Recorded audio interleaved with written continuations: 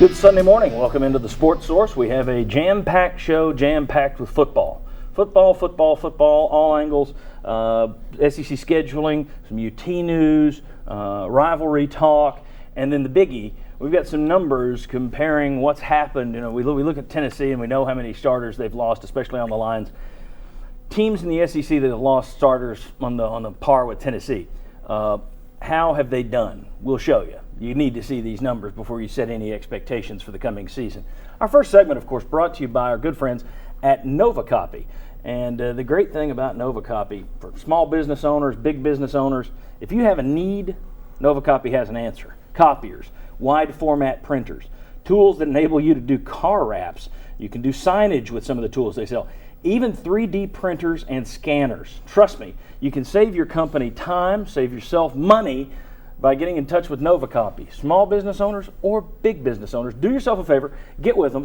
They will provide you with a free cost analysis, so don't cost nothing. Give them a call at NovaCopy. All right, want to welcome in our panel here, and right over here on the far right, we have Jimmy Himes from the Sports Animal. And Jimmy, you have a golf tournament. Got a golf tournament coming up, the 15th annual Jimmy Himes Kenny Withers Golf Challenge. It's going to be this Friday at Willow Creek, a morning shotgun start. And if you want to get a team or enter it, you can email joan@sertoma.com. Very good. All right.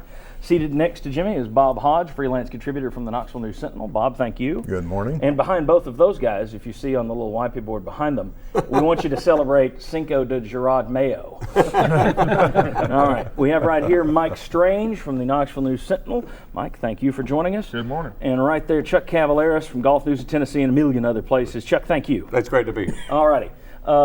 Let's start with the decision that was announced last Sunday evening that the SEC has picked its scheduling format. No more of these thrown together bridge schedules, as they were calling it. Now you've got a format, and the format is the same one they've been using.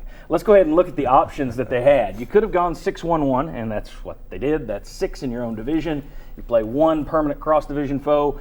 In Tennessee's case, it's Alabama. You play one rotating cross-division foe. The problem with this is you will only see some of those teams in the West, if you're Tennessee, twice every 12 years.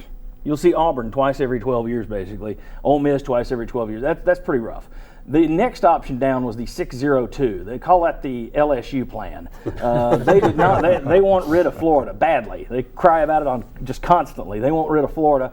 They wanted just to have a rotating cross-division foes for both of those slots. Get rid of Alabama, Tennessee. Get rid of Auburn, Georgia. And then the next one, the 6-1-2, that's what I favored. That's 9 games, protect the permanent rivalries, and create the cross-divisional rotation, expand it a little bit. Guys, forget the playoff implications right now. We'll talk about the fact that the SEC staying at 8 instead of going to 9 in the next segment. But just from an SEC standpoint, Mike, I'm going to start with you because you've written a couple of columns on this week. Just from an SEC standpoint, did the league get it right in protecting those rivalries and sticking with that 6-1-1 plan? No, and you left off another option, the 6-0-3. That was my option. Yeah, that's the option. That's purely your option. Yeah, no one else I'm on the fringe with that. And the reason I say that, to me, the base principle should be play everybody in your conference as often as possible. But I think what they really should have done that made the most sense was that 6-1-2. The go to 9 games, protect your rivalry, but add that other game, that 2 rotating opponents. If you're going to stick with 8. Would you have preferred 6-0-2 or 6-1-1? Absolutely 6-0-2, yeah. So like I say, play everybody as often as possible. Now, you say in 12 years, Tennessee will play Auburn twice, but only once at Neyland Stadium, right? Yeah. One time in 12 years to see Auburn at Neyland Stadium. And it would still be the same that way, but what they could have done is instead of playing it back-to-back in blocks, you could have run through 6 and then run through the 6 again to where you got them home this time, road the next time. You're not seeing them back-to-back years, but still you would only see them once in Neyland Stadium every 12 years. Chuck, your thoughts? Did the SEC get it right, get it wrong in terms of just we knew they were going 8, but 6-1-1 or 6-0-2? They haven't gotten it right yet. I mean, I think you're headed towards the 6-1-2, but it's something anybody who's tried to make out a work schedule knows how hard it is to get it right. And LSU can cry all they want to, but haven't they done pretty well against Florida?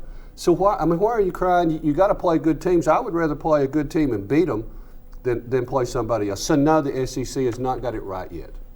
Guys. I'm in with Chuck, and I'm not in with Mike. I like the rivals. I wanted to keep Alabama, but they should have gone to 9 games.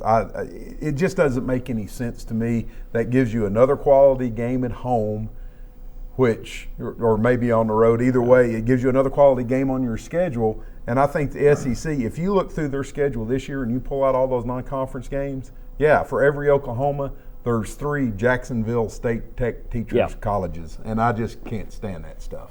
Jimmy? Of the 3 options, excuse me, Mike, that were on the table, the one they adopted is the one I didn't think they would adopt.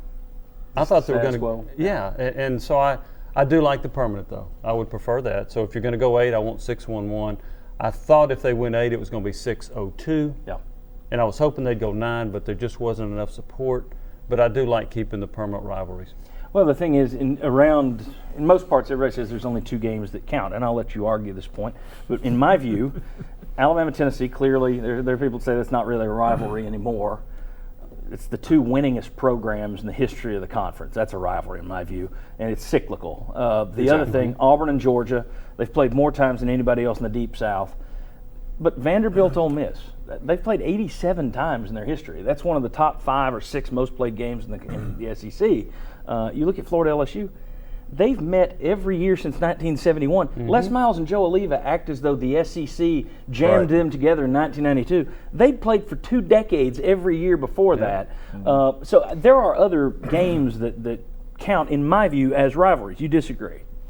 No, I'm not so sure I really disagree with you. You're right. Tennessee-Alabama is a great game, and I'm all for preserving real traditions. But you got, for the sake of having Tennessee-Alabama, you're going to have South Carolina, Texas A&M, who have never played, but they're thrown together as permanent rivals. So it's what I would do if I could do it is go back and kick Missouri and Texas A&M out of the league. There's tradition. That would have made things easier. All right.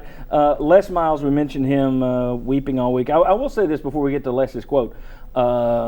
Butch Jones came out and said he liked it. Tennessee campaigned to keep the Alabama rivalry.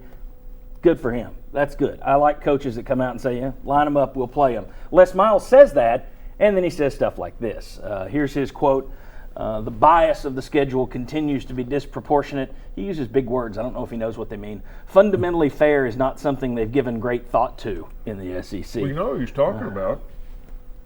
He's talking about he's got who's LSU's biggest rival for the West title? Alabama. And Alabama's getting, in his opinion, a walkover win against Tennessee. The problem is, and we put this on Mr. SEC this week, you go back and look, that Alabama game has never, in terms of them beating Alabama, and then losing the West because Alabama had a patsy schedule the rest of the way. It's never happened. Never, not once. They've always finished 3 games behind Alabama, 5 games behind Alabama, or lost head-to-head to Alabama. Yeah. Never has that come back to haunt them. My view would be, instead of complaining about the schedule, how about you just focus on beating Alabama, Les? That would be an option. There's a concept. Your thoughts on Miles and his continued complaints? I'm surprised he's whining as much as he is. LSU does go out and they play a pretty representative non-conference opponent each year typically. Yep. Wisconsin this year. And yet the opponent that you're whining about is not whining about playing you.